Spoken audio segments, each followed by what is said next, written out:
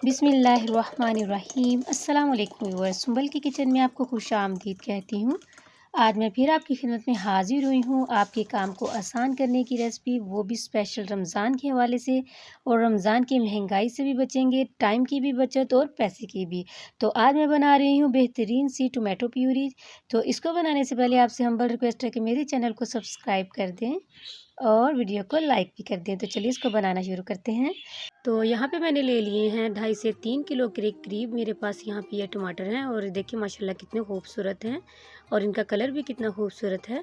तो मेरी जो है वो आपसे ये नसीहत है कि आप जब भी प्यूरी बनाने के लिए टमाटर लें तो बिल्कुल फ्रेश लें और रेड कलर के लें। रेड लेंगे तो इसका कलर भी अच्छा आएगा। तो सबसे पहले हम इसकी कटिंग कर लेते हैं। तो कटिंग करने का ऐसा है कि आप रफली कटिंग इसकी करें, जैसे भी है। कटिंग का भी कोई इतना नहीं है कि ऐसे कटिंग करनी है या वैसे कटिंग करनी है, और ना ही इसकी क्वांटिटी काउंट करती है, जितना भी आप बनाना चाहें। लेकिन तरीका जो मैं आपको बताऊंगी वही होगा। तो यहाँ पे सारे ही हम जो टमाटो है वो इस तरीके से कट करके रख लेंगे रफली। तो यहाँ पे अल्हम्दुलिल्लाह सारे टमाटर जो है मैंने कट करके रख लिए हैं, आप देख सकते हैं। तो यहाँ पे मैंने एक ले ली है बड़ी कढ़ाई और इसमें ये सारे टमाटर डाल देंगे और मीडियम फ्लेम पर हम इसको ढक के रख देंगे 30 मिनट के लिए। तो आपको पता है टमाटर अपना पानी छोड़ते हैं, तो 30 मिनट ये अपने पानी में ही पकेंगे। तो आप देख सकते हैं जब हम इसको 30 मिनट बाद इसका ढक्कन उठाएंगे तो उस वक्त हम इस चम्मच की मदद से हम इसको थोड़ा सा मैश कर लेंगे।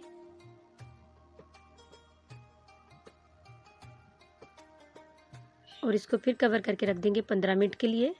तो यहाँ पे 15 मिनट भी कंप्लीट हो चुके हैं और अब हम इसे ब्लेंडर जग में डाल के ब्लेंड कर लेंगे, अच्छे से इसका पेस्ट बना लेंगे।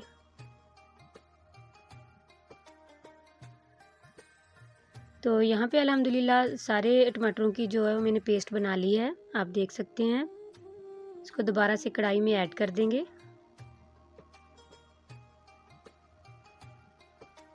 और अब हम इसको मीडियम फ्लेम पर 10 मिनट के लिए पकने देंगे।